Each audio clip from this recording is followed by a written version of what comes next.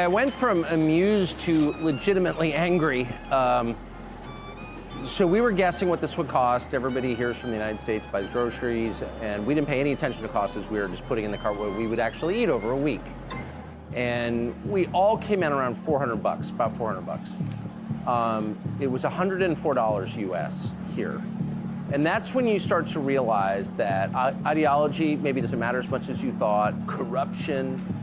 If you take people's standard of living and you tank it through filth and crime and inflation, and they literally can't buy the groceries they want, at that point, maybe it matters less what you say or whether you're a good person or a bad person. You're wrecking people's lives in their country, and that's what our leaders have done to us. And coming to a Russian grocery store, the heart of evil, and seeing what things cost and how people live, it will radicalize you against our leaders. That's how I feel anyway, radicalized. What's going on YouTube? It's your boy Glue and Turn God. I'm back with another video for y'all. Like I said, I'm gonna continue to pump out these videos and just keep y'all entertained, all right? But hopefully y'all seen this first clip with Carlson. He actually took his time out to go to Russia to expose inflation that's happening in a lot of Western and European countries right now. It seems like a lot of countries that are either associated with the European Union or Nato are just having a rough time when it comes to inflation. And you can clearly see in the video that Russia doesn't seem to be having a problem with inflation when it comes to their groceries and people's everyday living and lifestyles. But one thing I would definitely like to point out is, you know, here in America at least, and don't get me wrong, I definitely love my country. Y'all can see the flag in the background right now. But it would be completely ignorant of me to ignore the fact that our country is completely ran by these big corporations, and our government is as well. That's exactly why you're seeing, you know, a lot of these immigrants coming over here right now, because the only entity that's benefiting right now are these big corporations. You know, they're coming over here and they're working for cheap. They're being used as a catalyst to pass certain policies and laws that benefit these bigger corporations and whatnot. And we're just being completely lied to over here. So I'm just glad that he kind of brought that to the light. And this also brings more attention to BRICS forming. You know, that's Brazil, Russia, India, China, and South Africa. And they're just becoming unstoppable right now. A lot of information is coming out, you know, whether if it's dealing with the Russia versus Ukraine situation, what's happening in Israel right now, you know, dealing with Hamas, you know, whether it's India, you know, not siding with like a lot of the Western ideologies and sanctions that they're placing on people. It's just a lot going on with BRICS, and they're definitely going to be something that we're going to have to face towards in the future. They already have enough support and influence in the world to go along with their agenda. And I honestly don't really have an issue with them doing this. Them is, you know, referring to BRICS. And that's just because it's going against this European imperialist system that has been going on for years and years and years. I always seen this as like Russia being like the bastard child to a lot of these European countries. And, you know, they just always been trying to ostracize Russia. And I'm glad that, you know, Russia has stood its ground and has, you know, just kind of stood in the background and was like, you know, I'm just not associating with y'all. And a lot of this stuff is just coming to the light right now. And, you know, the West and a lot of these European countries are just being exposed.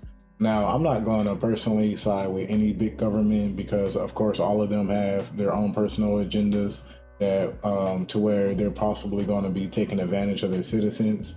But I am always for another ideology that is against the imperialists, because it's just always good to hear outside perspectives and just how other people are living in this world.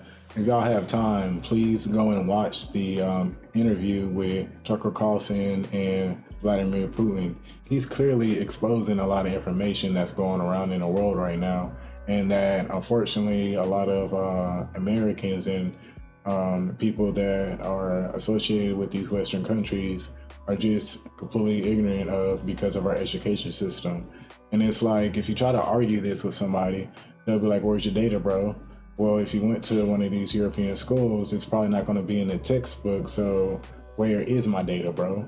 And just like, either you're going to take your time out to look and understand another perspective, or you're just going to be completely siding with these big corporations and the imperialist government that comes along with it. Who blew up Nord Stream? You for sure. I was busy that day. Nate, do you have I did not blow up Nord Stream. Thank you, though. У вас лично, может быть, есть алиби, у вас лично. You personally may have an alibi, but the CIA has no such alibi.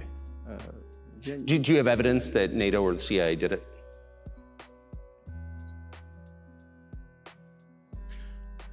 Знаете, You know, I won't get into details, but people always say in such cases, look for someone who is interested.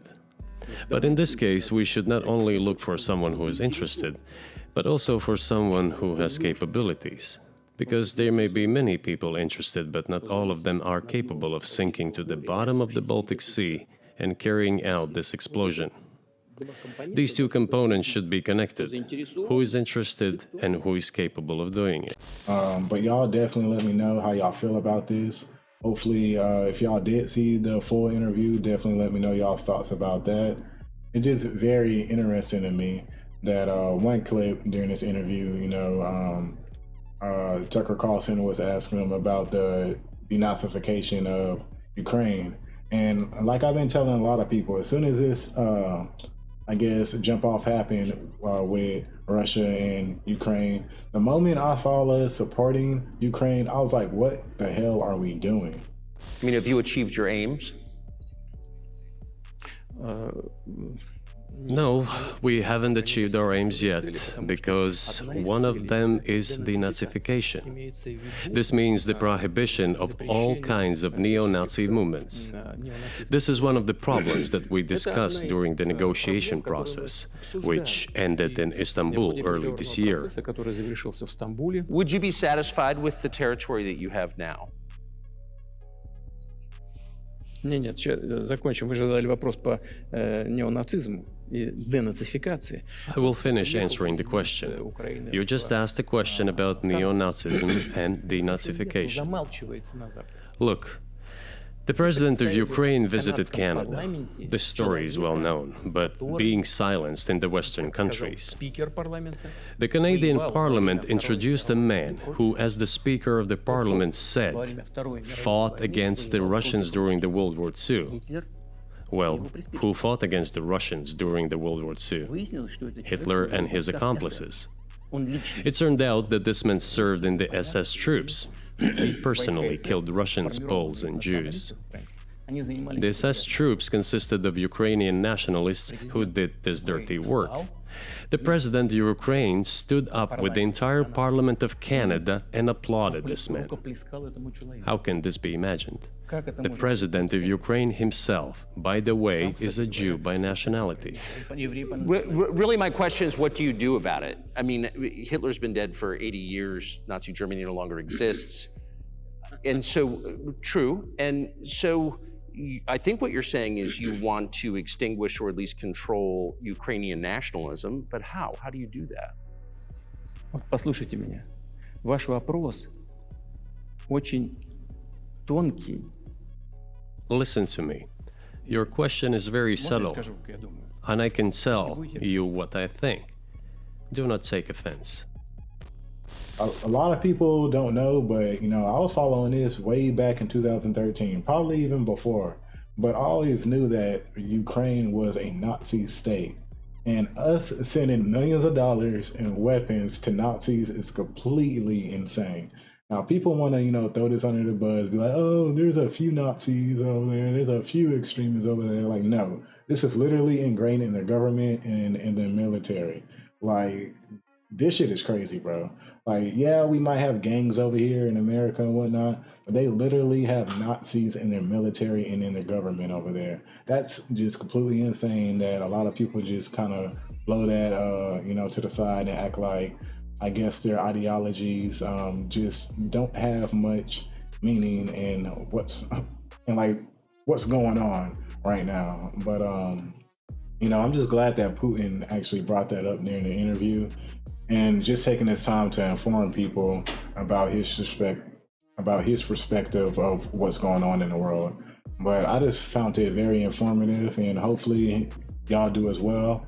Just go into it without any type of bias, just listening with open ears, and hopefully y'all can get some information from it. It's just a lot of things happening right now that's moving towards the BRICS movement. But definitely let me know how y'all feel about this down in the comments below, whether it's about the inflation that Tucker Carlson exposed, whether it's about the interview between Vladimir Putin and Tucker Carlson, or if it's about BRICS. Just please let me know how you feel about this down in the comments below. Do you think I'm right, I'm wrong on some of my opinions? Just let me know down in the comments below and we can talk about it. And if y'all like these type of conversations, please join the Discord. It'll be a link down in the description below. And y'all definitely enjoy the rest of y'all day or night. And I'll catch y'all on the next one, all right?